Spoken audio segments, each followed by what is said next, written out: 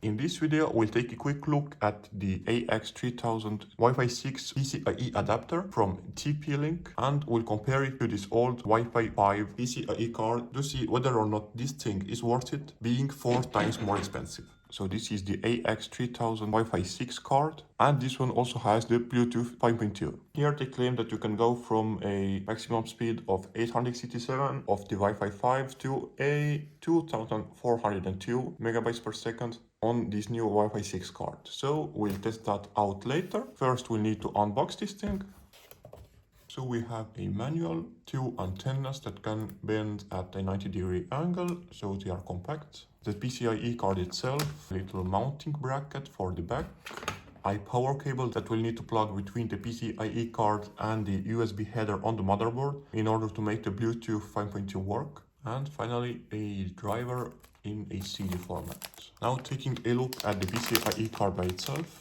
So it already has a mounting bracket. This one is only for smaller setups. And then for the materials, we have a plastic cover. So this is actually not a heatsink, even though it looks one. The USB header on the side, the antenna plugs, the PCIe connecting pins for the motherboard, and that's about it. Now, if we compare it with my old Wi-Fi 5 PCIe card, we can see it's a lot beefier and also nicer design, but I guess the most important thing will be the speed. So we'll compare that in just a sec. But first we need to install the new card. So here I already removed the old PCIe card, and now it's time to install the new one. So first let's locate a empty 2.0 USB header, so I can see one there,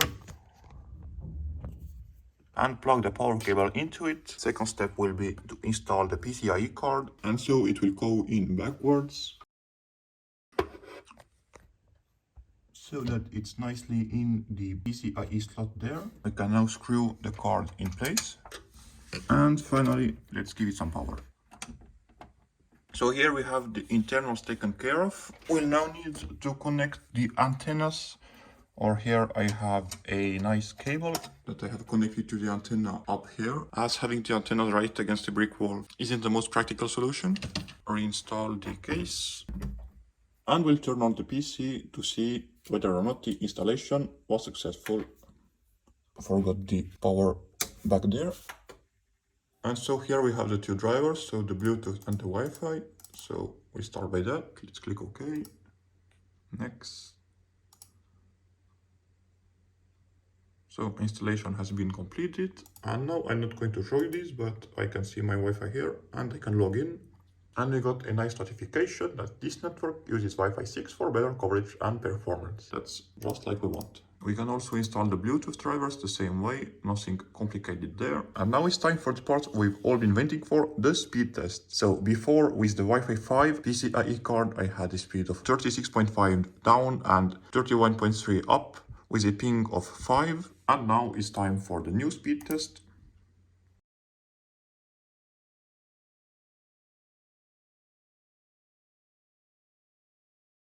And so now we have 97.6 at 38 with a ping of 5, so a nice improvement over the Wi-Fi 5 card. And if the new card has any problems, I'll leave you a little update in the comments below. Also, if you have any questions about this card, you can leave me a comment and maybe I'll respond to it. This was the overview of the AX3000 TP-Link Wi-Fi 6 and Bluetooth 5.2 PCIe card. I hope this video helped you. If that's the case, please leave a like and subscribe down below. Thank you for watching, and I will see you in the next one.